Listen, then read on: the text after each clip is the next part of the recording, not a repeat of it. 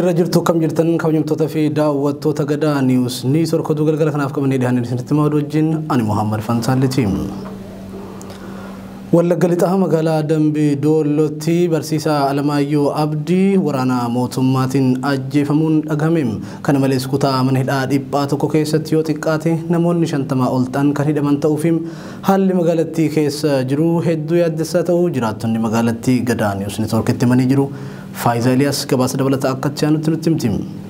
Lixa Oromiyaa magaalaa Dambii Dooloo keessatti waraanni mootummaa Itoophiyaa namoota nagayaa rasaasetti dhukaasuun kan ajjeesaa jiru ta'uu jiraataan garasii dubbifnee mirkaneesse. Guyyaa kaleessaa ganda Duwwaa Torbaa keessatti barsiisaa Alamaayyoo Abdii haala gaddisiisaa ta'een ajjeefamuun dhaga'ame. Barsiisaan Alamayyoon nama hawaasa biratti jaalalaa fi kabaja guddaa qabu yoo ta'u guyyaa kaleessaa ija uummataa duratti kan rasaasaan rukutee ajjeese humna mootummaa kanneen siivilii uffatan akka ta'e jiraataan magaalattii Gadaa News Networkitti hime. Jiraataan kun akka himutti ajjecha artist Haacaaluu Hundeessaa sababa godhachuun waraanni mootummaa baay'inaan gara lixa Oromiyaatti kan qubsiifaman yoo ta'u namoota nagaa qabanii hidhaatti guuraa akka jiran eere. Mana hidhaa dhiphataa ta'e keessatti yoo xiqqaate namoonni 50 ol ta'an kan hidhaman ta'uu fi haalli magaalattii keessa jiru hedduu yaaddeessaa ta'uu dubbate. Jiraataan kun itti dabaluun akka himutti magaalaa Dambii Dooloo qofa keessatti namoota ajjeefaman baay'ina isaanii lakkoofsaan ibsuun kan hin danda'amnedha jedhe. Amma magaalaa Dambii Dooloo keessa jiru walumaa galatti hawaasni qophii guddaadha kan inni gochaa jiru tokkummaa jabaadhaan keessa inni jiru.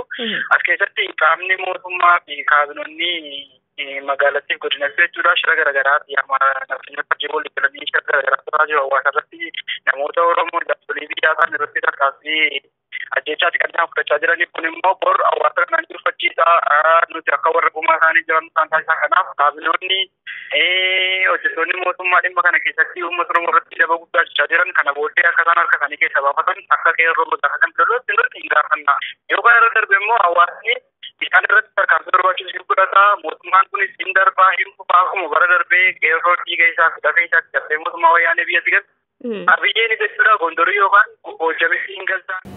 Oduu birootiin godina Qeellam Wallaggaa keessatti humnootni mootummaa Itoophiyaa loltoota ofii siivilii uffisee namoota jaalalaa fi kabaja uummataa qaban ajjeesuudhaan abbaa torbeetu ajjeese jedhee qaama biraatti haqachuun uummata komachiise. Bulchiinsi Abiy Ahmad olola dharaa tamsaasuu amala erga godhate ji'oota lakkoofsisee jira. Mootummaan kun uummata sodaachisuudhaan boquu cabsinee jilbiiffachiifna jedhee waan amanuuf lammiilee nagaa balleessaa tokkoon malatti lubbuu isaanii galaafachaa jira. Uummanni aariin guutame kun ejjennoo tokko qabaachuun mootummaa kana ofirraa fonqolchuu qabaan ammoo yaada qeerroo godinichaati. Oduu keenyatti aanuun duulaa lagannaa gabaatiif qophii fi haal duree barbaachisu hundumaa xumurannee jirra jechuun qeerroon godinaalee fi aanaalee Oromiyaa garagaraa yaada dabarfatanii jiru.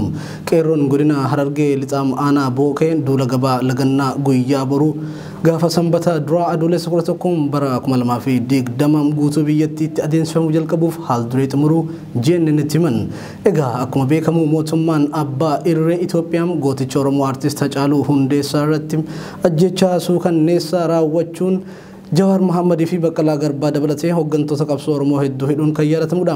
Kana malees miidiyaan qilleensa Oromiyaa bilisoomsa istiidiyoo OMN damee Finfinnee irree mootummaa faashistii Itoophiyaatiin cufameera. Hidhaan ajjeechaa fi dararaan guutuu Oromiyaa keessatti ciminaan itti fufee jira. Mootummaan abbaa irree Itoophiyaa humna waraanaa guutuu Oromiyaa keessa bobbaasuun Oromiyaa dirree waraanaa godhee jira. Kana sababeeffachuun qeerroon Oromiyaa ibsa baasee ture. Ibsi kunis duula lagannaa gabaa geggeessuudhaan akka ibsicha keessatti heerametti roobii kamisaa fi jimaanni guyyaa uummanni magaalaarraa waan barbaadu bitatee qophaa'uudha. Guyyaa boruu sanbata xiqqaa adoolessa 11 bara 2020 irraa jalqabuun guutuu Oromiyaatti duulli lagannaa gabaa ni eegalamu. Qeerroon godina Harargee lixaa aanaa Bookee immoo haal duree xumuruun guyyaa boruu sochii guutuu dhaabuuf qophiirra jirra jedhu. Gadaa News Networkirraan si bilbilaa jira Muhammad Fantaalleeti. Ayyee Muhammad Fantaallee naafati duraanillee maamila hojii turre. Okay. Harargee lixaa aanaa Bookeerraan si bilbila. Okay. Qabsoon akkasiin duuba nuti deebite. Mee maaltu jira naannoo? Qabsoo amma wanni jiru qophii lagannaa guyyaa boruu eegaluuf deemu irratti. Qophii waa hundaatu xumurannee qabsoon keenya akka galma gahuutti itti fufnaa jennee qophii ajaa'iba irra jirra bakka akkuma Oromiyaatti illee haala itti wal qunnamnu feesbuukii waan irraa cufameef. amma akka dhaamsawwan sibiraan ga'uu barbaadu. Akka dhaamsawwan sibiraan ga'uu barbaadu gaaza qabsoo Oromoo waan qabsoo keenya cimsu tokko uummata wareegamantu yoo wareegamu dhufellee qabsoota na keessa kamadaa illee wal bira dhaabbannee wal gargaarree akka namni qabsoota narraa abduuwwan deebin. Hidha akka malee qayyadamee jirullee maatii isallee gargaarree qabsoota inni akka isiin cimtee itti fuftu godhu qabnaan akkuma Oromeettu. Maddi keenya bookerraa yaada nuuf qoode kun dhaamsa jabaa dabarfateem mootummaan Itoophiyaa akka nuti odeeffannoo hin arganneem intarneetii balleessee waan jiruuf gaaza qabsoo Oromoo guutanneem yoo namni nu biraa wareegamelleem yoo namni nu biraa hidhamellee osoo walirraan dheessin wal bira dhaabbanneem qabsoo finiinsuu akka qabnum godinaaleem aanaalee fi magaalota Oromiyaa cufatti naaf dabarsaa jechuun dhaammateem. Guutuu Oromiyaa godinaalee Harargee Bahaam, Harargee Lixaam, Wallagga Bahaam, Qeellam Wallaggaam, godina Arsiim, Arsii Lixaam, Baaleem, Walloo, Shawaa Bahaam, Shawaa Kaabam, Shawaa Kibbam, Kibba Lixa Shawaam, godina Jimmaa, Iluu Abbaa Booram, fi guutuu biyyattii keessatti qeerroom qarreem jaarsa jaartii xiqqaa fi guddaa osoo hin jedhin duula gabaa lagannaa guyyaa boruu eegalu kana milkeessuuf haal dureen xumuramuu maddeen keenya addeessanii jiru. Godina Harargee Bahaan Adadar keessatti ajjechaa qaroo sabaa aartist Hacaaluu Hundeessaa irratti geggeeffame wal qabatee namoonni 40 ol ta'an hidhamuun gabaafame. Aanicha keessatti haalli jiru hammaataa ta'uu wal qabatee namni Khalid Seifuu jedhamu ammoo ajjeefamuun bosona keessatti barbaadamaa jira jedhamee jira. Faayidaa Eliyaas gabaasa dabalataa akka itti aanutti dhiyeessiti. Taatee tibbana biyyattii keessatti mudateen wal qabatee godinaalee Oromiyaa hedduu keessatti hidhaa fi dararaan hammaatee itti fufuun hawaasa komachiisa. Godina Harargee Bahaa aanaa Adadar keessatti ajjechaa qaroo sabaa kan ta'e aartist Hacaaluu Hundeessaa irratti gaggeeffameen wal qabate namoonni hedduun humna tika mootummaatiin mana hidhaatti guuramuun kanneen biroo ammoo qeedaloota isaanii irraa baqachuuf kan dirqaman ta'u jiraataan aanichaa tokko Gadaa News Networkitti hime. Mootummaan dargaggoota adamsuu itti fufuun manguddootaa fi hawwan balleessaa tokkoon malitti reebaa jiraachuun dhaga'ame. Humnoonni raayyaa ittisaa mootummaa Itoophiyaa fi poolisoonni addaa Oromiyaa waliin ta'uun nageenya hawaasaa goolaa jiru jiraataan kun. Namni kun itti dabaluun akka heerutti keessumattuu magaalota akka Soqaa, Qobboo fi kanneen hafan biroo keessatti sababii waajjira mootummaa gubdan je'uun namoota nagaa reebaa akka jiran dubbate. Abbootiin araddaa Afooshaa fi abbootii qabeenyaa dirqisiisuudhaan maallaqa irraa guuranii humnoota mootummaa achi qubsifaman sooraa akka jiran eere maddi keenya kun. Abbootii qabeenyaa maallaqa kennuu didan irratti ammoo dhiibbaan gama mootummaatiin dhaqqabsiifamaa jiraachuu fi magaalattii keessatti bobba'anii galuun yeroo ammaa yaaddoo ta'uu hime. Manguddoon Muhammad Amiin Umar roobaa ja'amu ammoo ilma kee kan gaara jiru fidi ja'amuun akka malee humnoota mootummaatiin reebamee jiraataan kun hamma ammaatti magaalattii keessatti namoonni hidhaman 40 ol akka ta'anidha maddi keenya kun kan eere. Khalid Seifuu kan ja'amu ammoo ajjeefamu bosona keessatti barbaadamaa akka jiranidha odeeffannoon garasiin dhaqqabee kan mirkaneessu. Walumaa qabateen Oromiyaa Harargee Bahaa keessatti uummanni mormii lagannaa gabaaf qophii xumuratee jiraachuun himameem. Guyyoota 3 dabran kanatti uummanni waan barbaachisu hunda akka magaalaa bitatu qeerroon Oromiyaa ibsa baasuun ni yaadatama.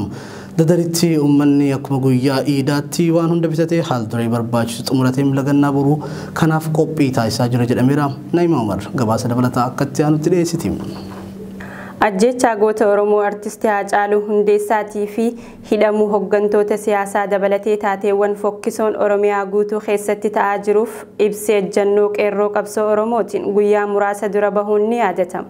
Kanumaan wal qabatee mormiin lagannaa gabaa guutuu Oromiyaatti qeerroon Oromiyaa labse hojii irra ooluuf qophiin godhamaa jiraachuun himame. Baha Oromiyaa Harargee Bahaa keessatti uummanni mormii lagannaa gabaaf qophii xumuratee jira jedhu namni JNN dubbise tokko. Akka jiraataan Harargee Bahaa magaalaa Adadar hunja'utti uummanni akka guyyaa iidaatti waa hunda bitatee haal duree barbaachisu hunda xumuratee lagannaa boruu kanaaf qophii taasisaa jira ja'a. Jiraataan Adadar magaalaa Adadar keessa jira ammaaf. Haalli jiru akkuma guyyaa iidaaf qophii namni magaalaa dhaqee waa hunda bitatee galutti uummanni keenya ifuma hubatee waa hunda bitatee galu jira kalee garra. Lagannaa gabaatiif qophii gaarii jajjabaa uummata keenya dhaabbachiisaatu namatti mul'ata. Nuti immoo xiqquma beeksisuu fi hubachiisuu yoo taate malee hangas mara waan ulfaatu agarree uummanni hundi waliigalee hubannaadhaan tokkummaadhaan waan kana deemuu isaatiitiin irraa hubadhaa kanumaan isinitti barbaada.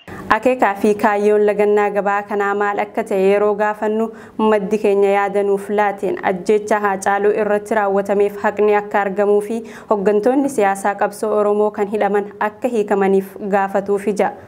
Uummanni mormii gaggeessu kana kaayyoonsaa takka haqaa caaluu hundee isaa barbaada. Lammata haqaa yookaan sinjoo du'a akka malee du'ee nama isa ajjeesee fi akkaataa itti du'e uummanni baruu barbaada. Lammata hayyoota isaa fayyadame hiikamuu fi barbaada. Sadaffaa roorroon gabrummaan dillii uummata Oromoo irratti deemu jirtu sun akka irraa dhaabbatu barbaada. Afuraffaa sirnaagaa barbaada. Biyya isaa irratti nagaan jiraachuu barbaada. Waan kana wal dura duubaan mirkaneeffachuuf mormii takka jee eegalee jira jechuudha uummanni Oromoo. Uummanni sirna haqaa barbaada kan jedhu jiraataan magaalaa Dadarhuun roorroon uummata irratti gaggeeffamaa jirtu akka dhaabbattu barbaanna jechuun yaada kennate. Magaalota naannoo isaanii jiran keessatti uummanni lagannaa seenuuf qophii xumuratuu fi odeeffannoo qabaachuu dubbata jiraataan magaalaa Dadarhuun akka yaadanuuf laatetti. mootummaan warri Hacaaluu Hundeessaam ajjeese shaniidha jedhee maqaa namaa dhahuun uummata komachiiseem haati Alangaa Adaanech Habeebeem ibsa BBCf laataniin namoota ajjeechaa Hacaaluu Hundeessaa irratti kallattiin qooda fudhatan sadi keessaa lama to'annoo jala ooluu dubbattiim namoota sadi ajjeechaa Hacaaluu irratti kallattiin hirmaatan jedhaniifim garee namoota kana duuba jira jedhanii yaadan maqaadhaaniirum haluma kanaan namoonni ajjeechaa Hacaaluu raawwataniiru jedhaman Xilahuun Yaamii fi Abdii Alamaayyoo to'annaa jala oolaniiru jetti haati Alangaa Adaanech Habeebeem namni sadaffaan Kabbadaa Gammachuu jedhamu immoo barbaadamaa jira jedhan namoonni sadan garee shanee jedhamurraa ergama fudhatanii ajjeechaa kana raawwachuu simaniiru gabaasa BBC irraa qindeeffannee namoonni kunneen jecha kennaniin miseensonni garee shanee ergamicha isaaniif kenname isaanitti afaan Oromoo walitti immoo afaan Tigree haasa'u ture jechuu isaanii aadde Adaanech himanii jiru namni isaan ajjeesan dursee akka itti himamee fi maqaan tarreeffamee akka kennamuuf qofa akka itti himame namoonni kunneen dubbataniiru jetti Adaanech ibsaati Alangaa kennite dhugarraa kan fagaate fi dokumentaarii sobaatii banaa hojjetaa turan gadhiisanii uummataan burjaajessuuf karoora kaa'ame raawwitti jijjiiraa jiraachuu rogeeyyiin Oromoo dubbatanii jiru rogeessi Oromoo Yaayyaa Bashiir karaa toora Facebook isaatiin akkana jechuun maxxanseem yakka ajjeechaa Hacaaluu nafxanyootarraa gara mooraa qabsoo Oromootti deebisuuf diraaman hojjetamaa tureem amma xumurameera Adaanech Habeebeem ibsaarra kenniteen xumuramuu diraamichaa labsitee jirtiim namoonni Hacaaluutti dhukaasanii ajjeesan Oromoodhaan afaan Oromoo fi Tigranyaa dubbatu jetteem yaaliin kun hundumtuu nafxanyoota gaafatama jalaa baasanii faallaa kanaan ammoo qabsaa'ota Oromootti yakkanii hidhuufim dhagaa tokkoon simbira lama jechuun kanam qaalii qabsoo Oromoo erga galaafatanii booda dhiiga isaatiin ammoo jaallan isaa yakkaniim har'aa waa'ee Hacaaluu irratti mootummaa cinaa goree kan ibsa kennaa jiru qabsaa'ota Oromoo jaallan isaatiin mitiim isaan hidhatti naqamanii jiru har'aa du'a Hacaaluuf kan gaddan fakkaatanii kan qilleessa qabatanii ibsa kennaa jiran nafxanyoota akka Nugusuu Xilaahunii fi Taamman Bayyaneeffaadhaam diinota Hacaalutu Oromoo hidhaatti naqee Hacaaluuf waan gaddan fakkaachuun Oromootti baacaa jiru Abiyyi Ahmad diraamaa kana fakkaatuun Oromoo gargar ciree nafxanyaa moosisuuf fageenya inni deemaa jiru ilaala kun daranuu xiiqiin guutuu keenya qabsoof nu kakaasuu qaba jechuun karaa marsaalee hawaasummaatiin fuula Facebook isaatti irratti katabeem rogeessi Oromoo Yaayyaa Bashiir General Dargii Birgaadeer General Kaasaayee Camadaa jedhamu TV waaltaatti dhiyaachuun uummata Oromoo irratti waraana labseem haasofni jibbansaa sanyummaatiin guutamee Generaaltichi taasise kun hawaasa bal'aa keessatti dheekkamsa uumeera Muhammad Murkamaa gabaasa dabalataa akka itti aanutti dhiheesseera. Haasawa jibbiinsaa sanyummaa of keessaa qabu guyyaa kaleessaa Jeneraal Dargii kan ture Birgeedar Jeneraal Kaasee Camadaa jedhamuun TV waaltaa irratti dhiyaachuun uummata Oromoo irratti waraana labsee jira. Namni kun bara Dargii loltoota wayyaaneetiin booji'amuu isaa kan himamu Kaasee Camadaa mornoota sirna nafxanyaa durii leellisan keessaa isa tokko. Jaarsi kun haasawaa waaltaa irratti godheen raayyaan ittisa biyyaa Itoophiyaa dargaggoota Oromoo hiriira mormii gaggeessaa jiran rasaasaan adda isaanii dhoosuu qaba jechuun dhaadate. ዱላ ይዞ ትጥቅ ይዞ በመንደሩ እንትን የሚለውን የኢትዮጵያ መከላከያ ሰራዊትና የጸጥታ አስከባሪዎች አስቀምጥ እምቢ ካለ በጥይት ማለት ነው በቃ ጊዜው ጊዜ አዋጅ ነው Jaarsi kun haasawaa waaltaa irratti godheen raayyaan ittisa biyyaa Itoophiyaa dargaggoota Oromoo hiriira mormii dhageessaa jiran rasaasaan adda isaanii dhoosuu qaba jechuun jaarsi kun itti dabaluunis rogeeyyii fi waggantoota qabsoo Oromoo dabaa fi shiraa tibbana qabaman mana hidhaa jiran mootummaan hatantamaan mana murtii dhiyeessuun adabbii du'aa itti kennamuu qaba jechuudhaan hawwii bara Dargii kan maqaa Qay Shibbirii jedhamuun ilmaan namaa fixaa turan san akka qabu ibsatee jira Jeneraal Kaasee Camadaa. የአረብ ዲቃላ ሁሉ ገንዘብ ከዛ እየተቀባበለ እንትን የሚል ይሄንን ፍርዱን ቶሎ እንትን አድርጎ እንትን ማለት ነው። ለወጣቱ ደግሞ ትልቁ ትምህርት ይሄ ነው።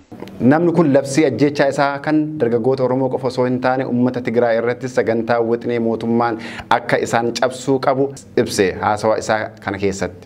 Mootummaan Itoophiyaa kan biltsiginnaadhaan hoogganamu namoota akka jaarsa kanaa jibbiinsa sanyummaa hafarsan bakka isaan jiran barbaaduudhaan miidiyaa harkaa qabu irratti dhiyeessuun madaa uummata Oromoo tuttuquun madeessee dhiigsuu akkuma itti fufetti jira. Haasofni jibbiinsa sanyii kan saba tokko irratti fuulleffatee fi abaluu rashanamuu qaba jechuudhaan jaarsi kun dubbachaa ture hawaasa bal'aa keessatti dheekkamsa cimaa uumee jira. Miidiyaa waaltaa fi jaarsi kunis yoo seerri biyya sanaa jiraatee gaafatamuu qaban jechuun yaadonni hedduun uummata keessaa ka'aa jiru. Lammiileen Oromoo biyyoota alaa adda addaa keessa jiraatan hiriira mormii geggeessuu cimsanii itti fufanii jiru. Ameerikaa, Awustiraaliyaa fi Awurooppaa keessatti hiriirri mormii dhaadannoodhaan dabalame geggeeffamaa jira. Naima Mar.